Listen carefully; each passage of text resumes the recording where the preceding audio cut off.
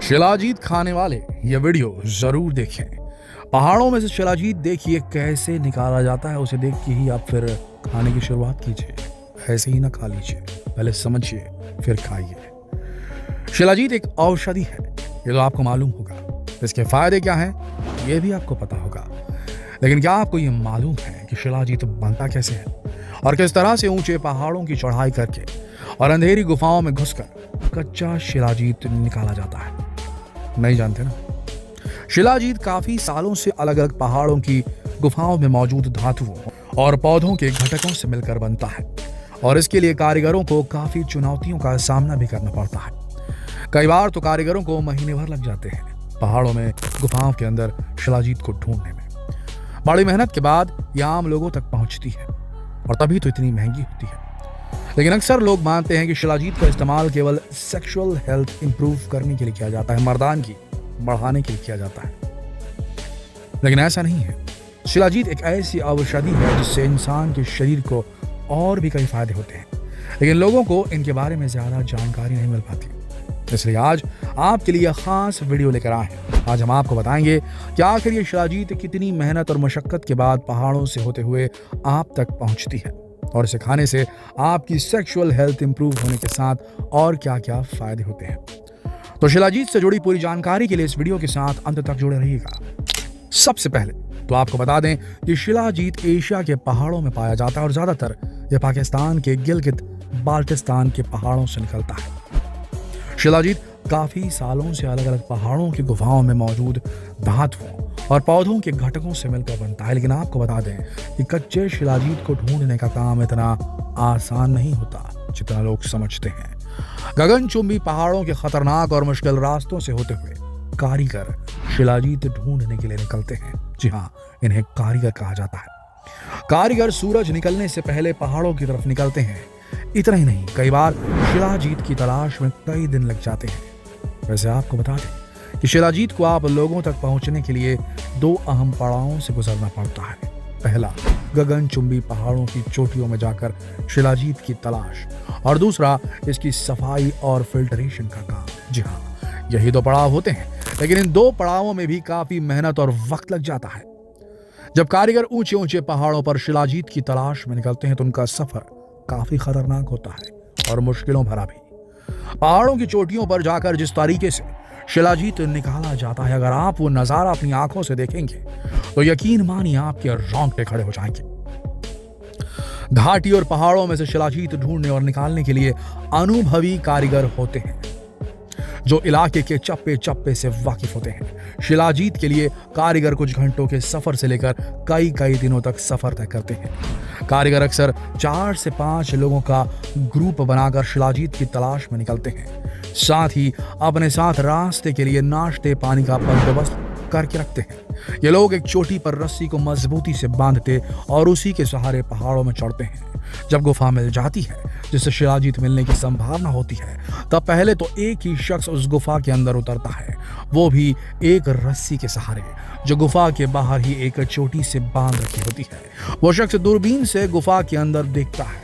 जैसे ही उसे लगता है कि शिलाजीत नजर आ रही है, तब वो उसके और नजदीक पहुंचता है। नजदीक पहुंचते ही एक अलग तरह की खुशबू से शिलाजीत का पता चल जाता है। तब सभी कारीगर इस गुफा में उतरकर शिलाजीत निकालने का काम शुरू कर देते हैं। ये कारीगर गुफा से शिलाजीत निकालने के बाद इसे बोरियों में भरते हैं, और फिर एक एक करके सभी बोरियां गुफा के बाहर पहुंचाते हैं। इसके बाद ये लोग वापस रस्सी के सहारे गुफा के बाहर आ जाते हैं। आपको बता दें कि सुनने में भले ही आसान लग रहा हो, लेकिन इस पूरी प्रक्रिया में लगभग 1 से 1.5 घंटे लग जाते हैं, और ये काफी टाइम टेकिंग होती है और रिस्की भी काफी होती है, क्योंकि जिस रस्सी के सहारे ये लोग गुफा के अंदर आना जाना करते हैं, यह रस्सी बांधते हुए अगर किसी ने जरा सी लापरवाही कर दी तो रस्सी खुल भी सकती है और ये कारीगर गुफा में फंसे रह सकते हैं। कुल मिलाकर अपनी जान की बाजी लगाकर ये कारीगर गुफा से शिलाजीत निकालने का काम करते हैं। इसके बाद ये कारीगर जो भी कच्चा माल पहाड़ों से ढूंढ कर लाते हैं, वो शहर आकर दुकानदारों को बेचते हैं। ये दुकानदार उस कच्चे शिलाजीत को एक खास तरीके से साफ करने के बाद ही आगे बेचता है, क्योंकि शिलाजीत उस वक्त तक पत्थर के अंदर ही मौजूद होती है, इसलिए दुकानदार इसकी सफाई और फिल्टरेशन का काम करते हैं। वैसे तो शिलाजीत का फिल्टरेशन अब कई तरीकों से किया जाने लगा है, लेकिन सबसे पहले इसकी जो प्रक्रिया थी उसमें शिलाजीत से भरे इन बड़े पत्थरों के छोटे छोटे टुकड़े किए जाते हैं और उसे एक बड़ी बाल्टी के अंदर डालकर एक निश्चित मात्रा में पानी मिलाकर बड़े चम्मच से हिलाया जाता है ताकि शिलाजीत अच्छी तरह से उस पानी में घुल जाए। फिर कुछ घंटे बाद पानी की सतह से गंदगी को हटाया जाता है और इस पानी को 1 हफ्ते तक ऐसे ही रखा जाता है। इस दौरान पानी का रंग बिल्कुल काला हो चुका होता है, जिसका मतलब होता है कि अब शिलाजीत पत्थरों से पूरी तरह पानी में घुल चुकी है। इस प्रोसेस का सबसे जरूरी पार्ट वो होता है जिसमें शिलाजीत वाले पानी से हानिकारक कणों को अलग किया जाता है। फिल्टरेशन के बाद शिलाजीत के पानी को एक शीशे से बने हुए खानों में रखते हैं और तकरीबन 1 महीने तक उसका पानी सूखता रहता है। इस दौरान उस बर्तन में लगातार शिलाजीत का पानी डालते रहते हैं ताकि वो पूरी तरह से भर जाए और यूं ही आफताबी शिलाजीत तैयार होती है, जिसे पैकिंग के बाद दुकानदारों को सप्लाई किया जाता है। ये दुकानदार शिलाजीत को मेडिकल टेस्ट के लिए भी भेजते हैं और वहां से शिलाजीत के शुद्ध होने का सर्टिफिकेट भी लेते हैं, जिसमें यह दर्ज होता है कि शिलाजीत में 86 प्रकार के खनिज तत्व मौजूद हैं। दुकानदार 10 ग्राम शिलाजीत 300 रुपए से लेकर 600 रुपए तक बेचते हैं। शिलाजीत की कीमत तय होती है, लेकिन दुकानदार इसे अपनी मर्जी से कीमत लगाकर बेचते हैं। वैसे तो आज की तारीख में कुछ दुकानदार जल्दबाजी और ज्यादा पैसा कमाने के चक्कर में शिलाजीत के पानी को सिर्फ किसी कपड़े में से छान लेते हैं और 3 से 4 घंटे के लिए उबालते हैं, जिससे ये जल्दी गाढ़ा हो जाता है और इस तरह शिलाजीत तैयार हो जाती है। लेकिन आपको बता दें कि इस तरह से बने शिलाजीत का फायदा कम और नुकसान ज्यादा होता है। इसके 2 बड़े नुकसान होते हैं। पहला ये कि कपड़े और जाली के जरिए फिल्टर करने से हानिकारक तत्व इसमें रह ही जाते हैं। दूसरा ये कि शिलाजीत को पानी में उबाल कर गाढ़ा करने से उसके सारे खनिज तत्व खत्म हो जाते हैं, जिसका कोई फायदा नहीं होता।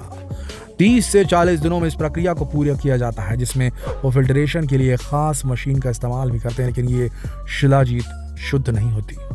आपको बता दें कि दुकानदार शिलाजीत की पहचान उससे आने वाली अलग तरह की खुशबू से नहीं करते।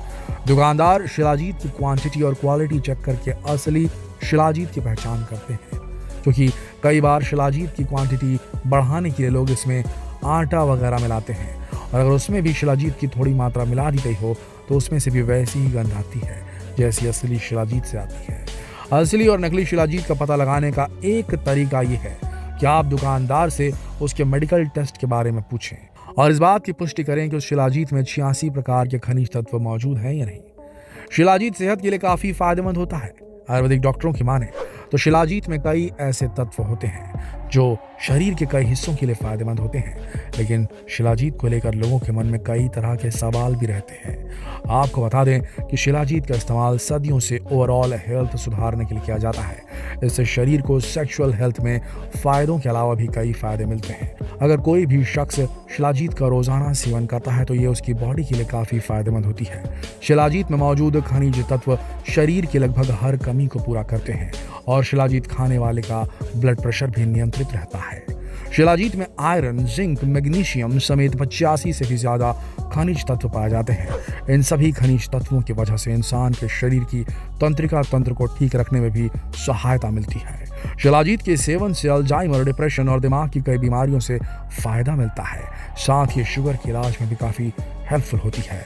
इसके अलावा हड्डी और जोड़ों के लिए भी बहुत लाभदायक होती है। उम्मीद है आपको हमारा यह खास वीडियो पसंद आया होगा शिलाजीत को लेकर। तो शिलाजीत से जुड़ी ये बहुत अहम जानकारी शेयर करें फेसबुक पर, व्हाट्सएप पर, यूट्यूब पर, ताकि कोई कभी आपको शिलाजीत खरीदते वक्त ठग ना पाए और आप समझें कि असली शिलाजीत क्या होती है, नकली क्या होती है। शेयर करिए वीडियो। धन्यवाद।